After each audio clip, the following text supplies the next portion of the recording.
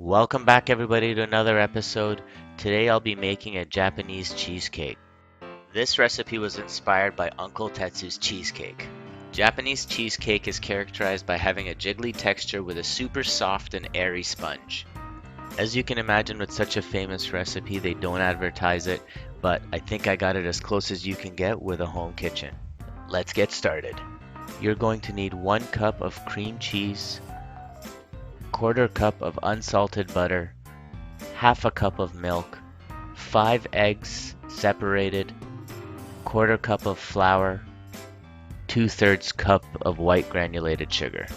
Using these ingredients, we'll be making a batter as well as a meringue and combining them in the later steps. Let's preheat your oven to 375 degrees, as well as get a large pot of water boiling for a water bath that we're going to use later on.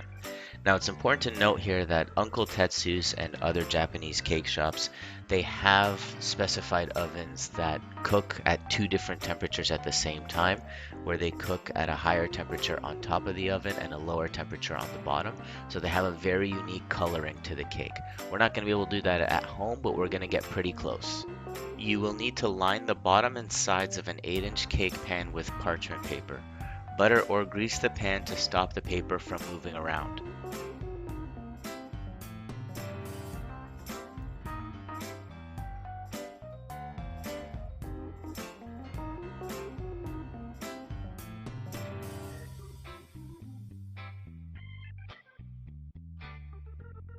Let's make your cake batter by combining the 1 cup cream cheese, quarter cup unsalted butter, half a cup of milk, and the 5 egg yolks and flour together until they're homogeneous.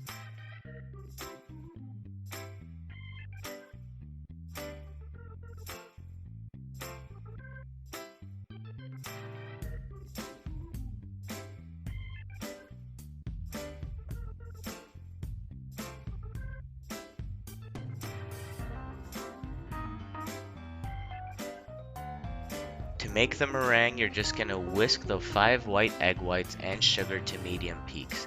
A medium peak should hold the shape, but it should curl just at the top.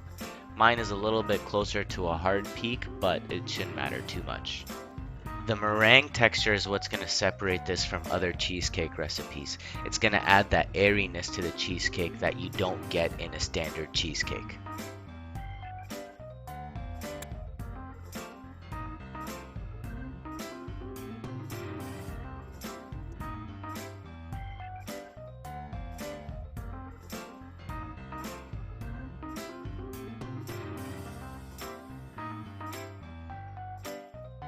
Once you're happy with your meringue, fold the 2 mixtures together carefully with a spatula just until they're properly mixed.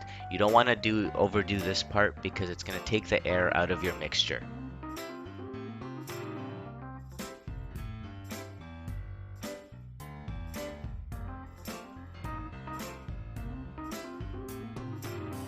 Pour the batter into the cake pan and carefully level it out.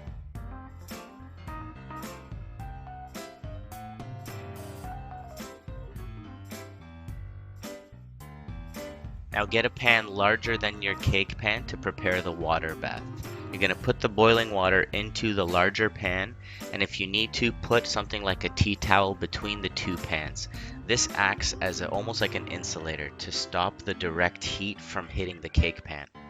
Now my cake pan is actually elevated a little bit, so I don't need that. But if your cake pan is smaller than your larger pan by a significant amount, you'll need something in between them so there's no metal to metal contact. Now your oven should be at 375 degrees before you put the cake in. Once you put in the cake, turn it down to 320 degrees. You'll be baking it for about 60 to 65 minutes depending on your oven. As with most cake batters, stick a toothpick in to see if you get anything on the toothpick. If you get any remnants, just keep it in a little bit longer. Once your cake is done baking, you're going to turn off your heat in the oven, but you're not going to take your cake out. Open the oven a little bit and just let it sit for 30 minutes. Cooling it down slowly using this method will stop the cake from cracking. Now guys, I messed up here a little bit. I thought I had the footage of the finished cake, but I didn't get it. So Here's the end result in a slice. You can kind of see the color around the edges, but trust me, this cake is so delicious and so worth it. Hopefully you've enjoyed week 4 of my baking series. My plan is to post 10 of my all-time tastiest recipes. Don't forget to check out my other recipes as well. Like and subscribe for more, and let me know what recipes you'd like to see. See you when I see ya!